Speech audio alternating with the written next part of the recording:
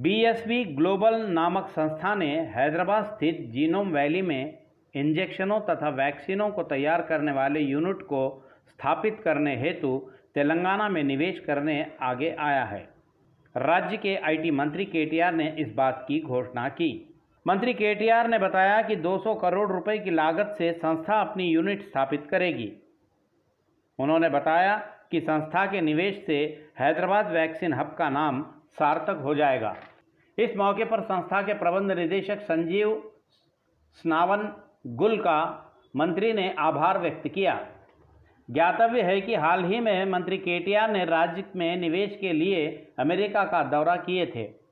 साथ ही यह भी ज्ञात है कि क्वालकॉम, क्यालेव तथा फिस्कर जैसी बड़ी संस्थाओं ने राज्य में निवेश के लिए अपनी स्वीकृति दी थी।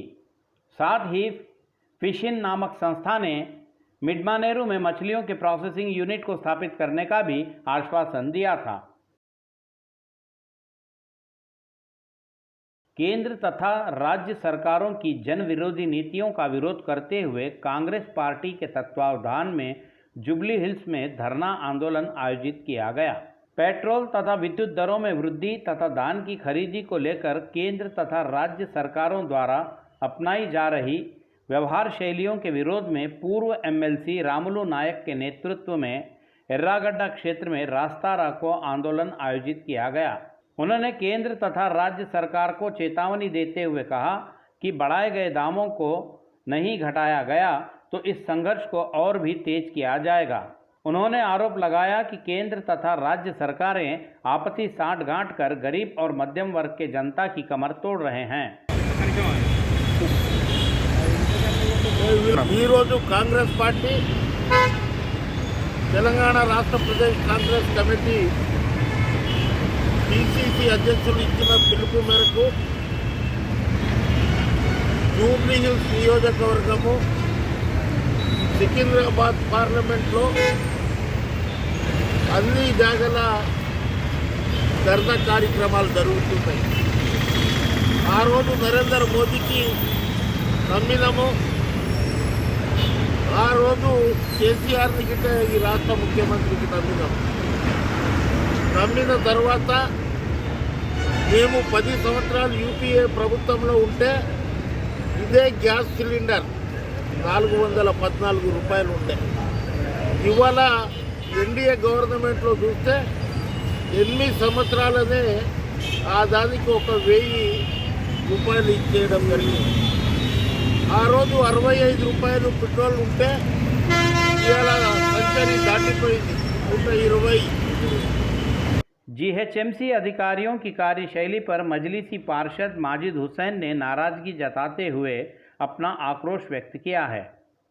उन्होंने कहा कि जीएचएमसी कानून के खिलाफ काफ़ी विलंब से बजट बैठक रखी जा रही है। पार्षद माजिद हुसैन ने कहा कि नियमानुसार गत वर्ष के नवंबर माह में बजट तैयार कर स्टैंडिंग कमेटी की स्वीकृति प्राप्त करनी चाहिए थी, लेकिन इसमें काफ़ी देरी की गई है। एक्ट रूल्स की जानकारी के बिना जीएचएमसी के अधिकारियों द्वारा काम करना यह बड़े आश्चर्य की बात है, कहकर उन्होंने टिप्पणी की। पार्षद ने बताया कि वर्ष 2021-22 के लिए राज्य सरकार ने 2600 करोड़ रुपए जीएचएमसी को आवंटित किए थे, परंतु उसमें से 1 रुपया भी बल्दिया को नहीं प्राप्त हुआ है। आप यहाँ पे लाख करोड़ों का बात कर रहे हैं, पर जब स्पेंडिंग की, जब एक्चुअल की बात आ रही है, उसका 50% आप स्पेंड नहीं कर पा रहे हैं। आप ये देख लेते हुए पूरी हमारे सामने बात कर रहे हैं। स्पोर्ट्स का इक्विपमेंट की जब बात होती है, ना स्पोर्ट्स का मटेरियल मिला, ना नहीं मिला, ये नहीं मालूम। जीएचएमसी स्पोर्ट्स का कैंप्स भी खत्म हो गए। चलिए कोविड खत्म था, अब तो आ गया, ये समर आ रहा, क्या इकदाम लिए? कोचेस नहीं है, टेम्पररी कोचेस है। अकबरुद्दीन अवैसी साहब भी इसकी बात उठाए, वो टेम्पररी कोचेस को परमानेंट करते हुए स्पोर्ट्स डिपार्टमेंट को सीरियसली क्यों नहीं लिया? जिन लोगों की भी इज्जत पे फर्क आया, मेरे को नहीं दिखा कहां से फर्क आया, मैं तो बात वहां पे करा। यहाँ कहीं को इज्जत में फर्क आया समझने नहीं आया। नो प्लीज आप बैठ जाइए, प्लीज माजिद साहब। मैं बैठ रहा हूँ, मगर मेरे जवाब का पहले आप सवाल आंसर करेंगे, जरूर आंसर करेंगे। कर्नाकर साहब का आपका आंसर करेंगे। कविता रेड्डी गारू మీరు మాట్లాడండి। भगवान श्री रामचंद्र जी की शोभा यात्रा में भाग लिए विधायक जग्गा रेड्डी ने श्रद्धा भक्ति से पूजा अर्चना की। उन्होंने भजनों का आलाप करते हुए ढोल ताशों की थाप पर नृत्य भी किया। विधायक जग्गा रेड्डी के निर्वाचन क्षेत्र की जनता के साथ मिलकर शोभा यात्रा में भाग लिए। भगवान सीताराम के प्रति अपनी भक्ति श्रद्धा प्रदर्शित करते हुए जग्गा रेड्डी ने नृत्य करते हुए लोगों को अपनी ओर आकर्षित किया। यहाँ शोभा यात्रा में भाग लिए भक्तों ने भक्ति की लहर में डूबकर राम राज्य स्थापित किए भगवान श्री रामचंद्र जी के जयकारे लगाते हुए पूरे क्षेत्र को श्री राम के नाम से गुंजित कर दिया।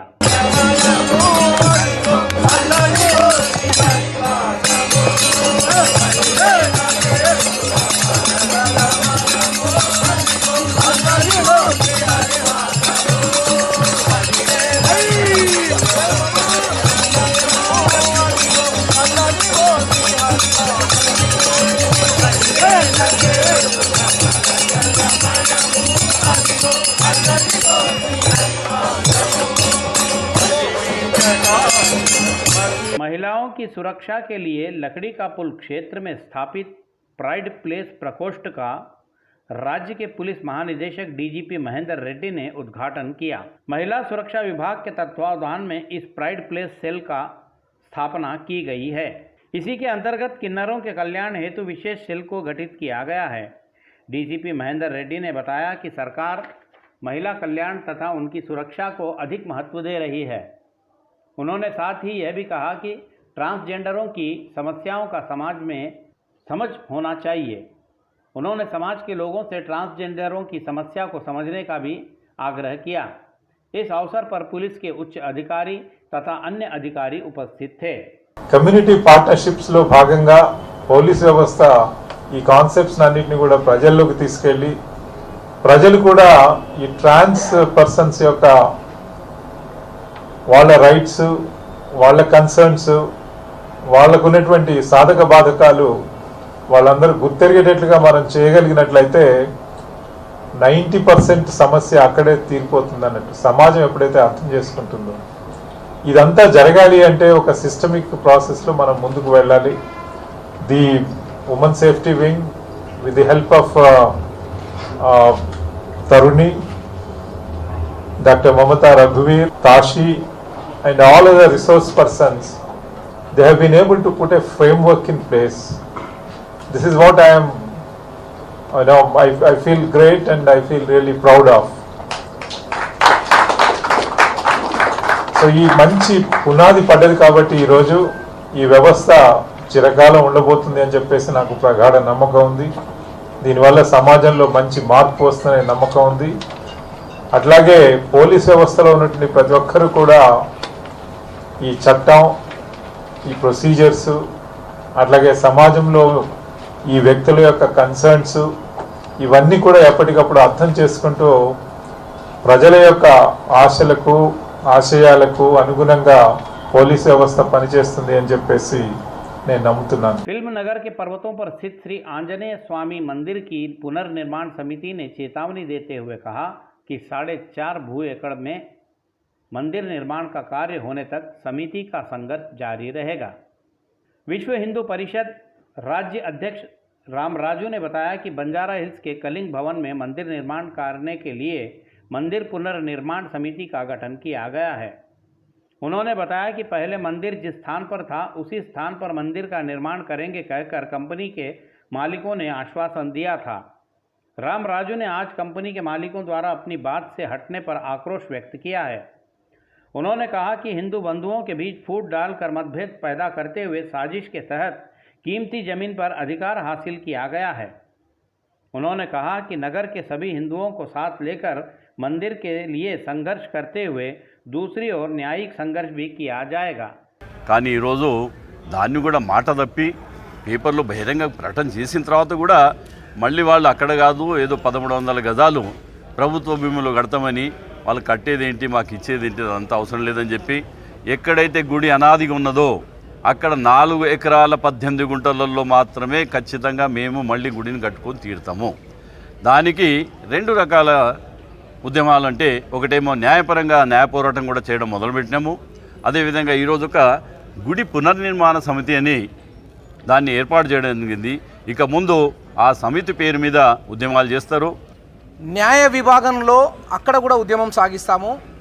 మేము హైకోర్టుకి వెళ్తాము, సుప్రీంకోర్టుకి వెళ్తాము, ఎక్కడి వరకైనా ఈ కమిటీ పేపర్ వర్క్ చేసి దీని మీకు కేటాయించిన జీవోల మీద, ఈ జీవోలు నియమ నిబంధనలకు విరుద్ధంగా ఎలా ఉన్నాయి వాటి మీద న్యాయ పోరాటం కూడా చేస్తాము. దీనికి మా యొక్క కమిటీలో న్యాయ పోరాటం చేయడానికి ఒక టీమును పెట్టుకుంటాము, ఉద్యమం చేసుకోవడానికి ఒక టీమును పెట్టుకుంటాము. అందరూ హిందూ బంధువులు రాష్ట్ర వ్యాప్తంగా, నగర వ్యాప్తంగా, నియోజకవర్గాల వ్యాప్తంగా, ఇక్కడ ఉన్న బస్తీల వ్యాప్తంగా అందరూ వచ్చి 4 ఎకరాల 18 గుంటలు తిరిగి కేటాయించుకోవడానికి, హనుమాన్ ఆలయాన్ని పునర్నిర్మించుకోవడానికి ఉద్యమించవలసిందిగా మేమందరము మనస్ఫూర్తిగా కోరుకుంటున్నాము. कुकटपल्ली में शोक की लहर छा गई है। Kukatpally housing board police colony phase 7 में रेलवे ट्रैक पर एक अज्ञात व्यक्ति का शव वहां पड़ा मिला, जिससे वहां पे काफ़ी हलचल मच गई। प्राप्त जानकारी के अनुसार स्थानीय लोगों द्वारा सूचना मिलते ही पुलिस घटनास्थल पर पहुंच गई है। पुलिस ने बताया कि रेलवे ट्रैक के बाजू कुछ दवाइयों की गोलियां भी मिली है। पुलिस ने संभावना व्यक्त की कि मृतक ने रेल से कटकर आत्महत्या की होगी। रेलवे पुलिस शव को पोस्टमार्टम हेतु अस्पताल भेजकर मामले की जांच कर रही है। एमआईएम के नेता व विधायक अकबरुद्दीन ओवैसी द्वारा 10 वर्ष पूर्व की गई हिंदू विरोधी द्वेषपूरित टिप्पणियों ने उस समय काफ़ी हलचल मचा रखा था। विवादित टिप्पणियों के मामले में अकबरुद्दीन ओवैसी आज नामपल्ली स्थित क्रिमिनल कोर्ट में उपस्थित हुए। अकबरुद्दीन ओवैसी की टिप्पणियों ने 2 धर्मों के बीच झगड़ा लगा दिया था। यह मामला अंततः न्यायालय तक पहुंचा। एक दशाब्द पूर्व निर्मल म्यूनिसिपल मैदान में अकबरुद्दीन ओवैसी ने भाषण देते हुए कहा था कि आप लोग 100 करोड़ हैं और हम केवल 25 करोड़ लोग ही हैं। अगर एक 15 मिनट का हमें समय दें और पुलिस को हटा दें तो कौन ज़्यादा है और कौन कम, ये हम दिखा देंगे। इस प्रकार उन्होंने हिंदुओं को भड़काते हुए अपना बयान दिया था। इनके इन टिप्पणियों पर राज्य ही नहीं पूरे देश में खलबली मचा दी थी। इसके साथ ही आदिलाबाद में भी लोगों को संबोधित करते हुए हिंदू देवी देवताओं पर अनुचित टिप्पणियां की थी अकबरुद्दीन ओवैसी ने। इन दोनों घटनाओं पर उनके खिलाफ मामले दर्ज हुए। अकबरुद्दीन ओवैसी पर आईपीसी की धारा 120B, 153A, 295, 298 तथा 188 के तहत पुलिस ने सुमोटो मामले दर्ज किए। यह ऐसा हो तो ओवैसी इन मामलों में 40 दिनों तक जेल की सजा भी काट चुके हैं।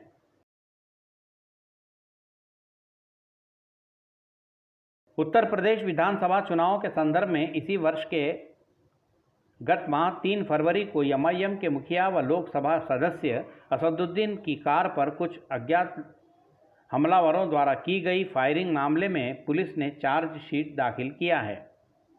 हमले के बाद पुलिस ने सचिन तथा शुभम को गिरफ्तार किया था। उस समय पार्टी प्रचार करने के बाद दिल्ली लौटते समय यह घटना घटी थी। इस मामले में पुलिस द्वारा दाखिल की गई चार्जशीट की जांच करें तो उसमें यह तथ्य सामने आए हैं कि एक दूसरे धर्म के प्रमुख नेता का सफाया करने से हमें प्रमुख हिंदुत्व नेता के रूप में पहचान मिलेगी, ऐसा कहकर आरोपियों ने अपना बयान कबूला था। इस बात को लेकर आरोपियों ने पूर्ण तत्परता के साथ माननीय सांसद की हत्या की कार्रवाई को अंजाम दिया। यदि इस हादसे में कोई भी घटना गंभीर हुई होती या कोई व्यक्ति घायल हुए होते तो पूरे राज्य की कानून व्यवस्था ही बिगड़ गई होती। असामाजिक तत्व इसका पूरा मौका उठाते थे। प्रमाण के रूप में पुलिस ने चार्जशीट के साथ सीसीटीवी फुटेज भी कोर्ट को सौंपे हैं। चार्जशीट में ओवैसी सहित 61 लोगों के बयानों का उल्लेख किया गया है। गौरतलब है कि पुलिस ने धारा 307 के अंतर्गत हत्या की कोशिश का मामला दर्ज किया है। भारतीय जनता पार्टी के सांसद धर्मपुरी अरविंद के घर के सामने किसानों ने धान की ढेर डालकर अपना विरोध प्रकट किया। संयुक्त निजामाबाद जिले के कई क्षेत्रों से ट्रैक्टरों द्वारा आए किसानों ने आरमूर शहर में सांसद अरविंद के मकान का घेराव कर लिया। किसानों ने अरविंद के निवास के सामने धान फेंक कर अपना विरोध जताया। यहां मकान के समक्ष धान के ढेर लगाकर किसानों ने आंदोलन किया। इसी मौके पर किसानों ने केंद्र सरकार तथा भारतीय जनता पार्टी नेताओं के खिलाफ नारे भी लगाए। इसी मौके पर किसानों ने चेतावनी दी कि धान की खरीदी नहीं की गई तो इसके गंभीर परिणाम होंगे। किसानों ने केंद्र सरकार से मांग की कि अभी ही सही राज्य के किसानों से धान की खरीदी की जाए। यह ऐसा हो तो वर्तमान समय में धान की खरीदी को लेकर राज्य की टीआरएस सरकार तथा केंद्र की भारतीय जनता पार्टी सरकार के बीच बड़ा संघर्ष चल रहा है। दोनों ही पार्टियां एक दूसरे पर कीचड़ उछाल रही हैं। भाजपा नेताओं का आरोप है कि केसीआर निजी मिलरों के साथ सांठ-गांठ कर ये सब ड्रामे कर रहे हैं। सांसद अरविंद राव ने बताया कि मेरे निवास के सामने जो धान फेंके गए हैं वे सही किसान नहीं हैं। उन्होंने कहा कि टीआरएस के विधायक जीवन रेड्डी कुछ कूलियों को पैसा देकर यह बनावटी नाटक रचे हैं, यही उनकी करतूत है। మాకు ఏది నిర్ణయం చెప్పాలా మీకు ఈ రోజు చెప్పకపోతే మాత్రము మేము తుది నిర్ణయం బాగా కీలకం ఉంటుందని చెప్తున్నాం మోడీ గారు। మీకు అరవింద్ గారు మీరు ఈ ప్రతిసారి మోసం చేసింది మీరు ఆ రోజు పసుపు గురించి మోసం చేసిరు, ఈ రోజు అట్లు గురించి మోసం చేస్తున్నారు। ఇది కరెక్ట్ కాదని చెప్తున్నాము మోడీ గారు, ఇది అర్థం చేసుకొని మీరు కూడా రైతును మోసం చేసిన ఈ దునియాలో బాగుపడలేడు, మీరు కూడా బాగుపడరని చెప్తున్నాను। మోడీ మోడీ అరవింద్ అరవింద్ నీ ఇంటి ముందు పోసిన, నీ ఆఫీస్ ముందు పోసినాం, నువ్వు కొంటాని అన్నావు ఆ రోజు। బండి సంజయ్ అరవింద్ నువ్వు ఏడున్నా నువ్వు రా, నువ్వు కొను। ఆ రోజు నాడు నువ్వు ఎందుకు పొలం వేయమన్నావు, వరి ఎందుకు వేయమన్నావు, దీనికి దమ్ముంటే నువ్వు రా। ఆ రోజు వేయమన్నావు, మేము వేసినాం రైతులం, నువ్వు కొనా అని ఎందుకు అంటున్నావు? నువ్వు రా, నీ ఇంటి ముందు పోసినాం, నీ ఆఫీస్ ముందు పోసినాం, నువ్వు ఎక్కడున్నావు? నువ్వు ఎక్కడున్నా కానీ నేను ఏడా ఈ తెలంగాణలో ఉన్నా, నీ ఢిల్లీలో ఉన్నా, నీకు తీసుకొచ్చి నిన్ను మరి ఆ ఆరుమూర్లా కూర్చున్న పెట్టి బాగా చెప్తా అట్లు కొనే బాధ్యత నీదే। ఆ రోజు ఎందుకు వేయమన్నావు? గతంలో మర్చిపోయినావా అరవింద్? మేము రైతులం ఎక్కడ మేము ఇసబెట్టాము, గల్లీ గల్లీలో కూడా తిరుగుతున్నాము, ఇంటి చుట్టూ దిగినాము। మేము ఇల్లుకు మేము ఈ రోజు రోడ్డు ఎక్కినాం కాబట్టి మేము ఇంటింటికి తిరుగుతూ అందరినీ జమ చేసుకుంటూ మేము వచ్చి మేము ధర్నా చేస్తున్నాము। మీ అడ్లు కొనే అడ్లు మేము తీసుకొచ్చి మీ ఇంటి ముందర పోసినాం। నువ్వు కేంద్ర ప్రభుత్వం నువ్వు అడ్లు కొనిపించి నువ్వు ఆ రోజు దొంగ పేపర్ రాపించిన బాండ్ పేపరు, ఆ రోజు దాచుకున్నట్టు దొంగ పేపర్ ఏ రోజు ఇంట్లో దాచిపెట్టుకున్నాం మేము రాసిన బాండ్ పేపరు, దాన్ని బయటకి తీసుకురా। ఆ పసుపును అట్లా మోసం చేసినావు, అడ్లు ఈ తరంగా కొంటా అని మమ్మల్ని మధ్య తరంగా మమ్మల్ని అడ్డు తీసుకొచ్చి ఇప్పుడు కోసిన రైతులు రోడ్ల పైన పోసుకుంటూ పోసినాం, అదే అడ్డు తీసుకొచ్చి మీ ఇంటి ముందర పోసినామని చెప్తున్నాం మేము। भारतीय जनता पार्टी राज्य शाखा अध्यक्ष बंडी संजय ने अपने दूसरे चरण की पदयात्रा करने की तैयारियां पूरी कर ली है। दूसरे चरण के पदयात्रा की सफलता के लिए बंडी संजय ने श्री वेंकटेश्वर स्वामी मंदिर में यज्ञ आयोजित किया।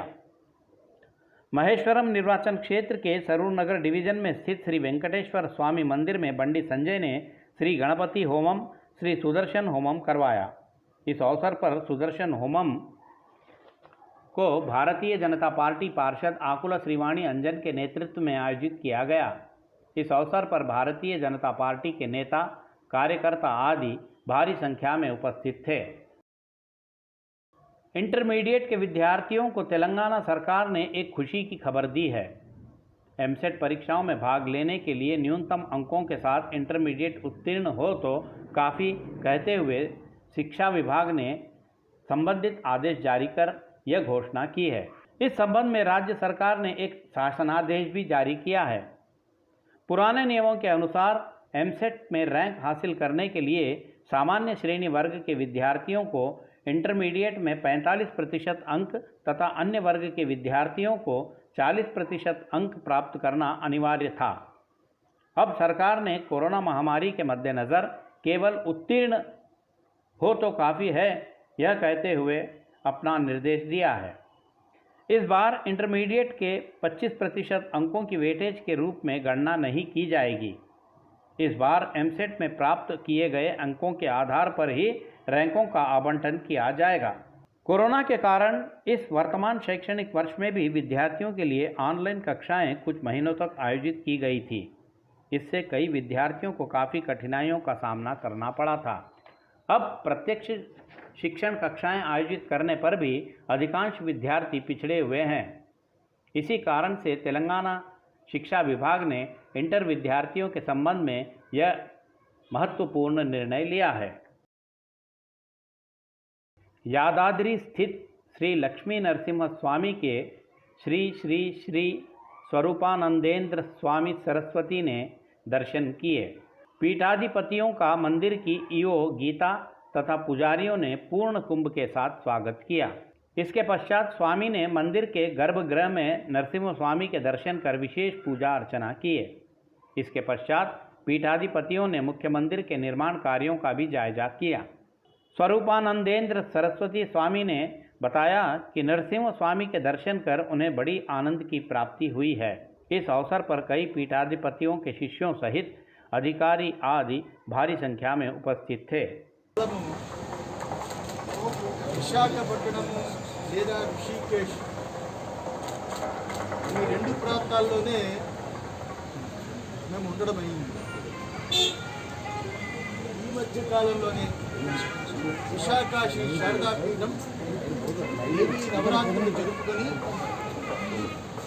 రాజశ్యామల అనుగ్రహం కోసం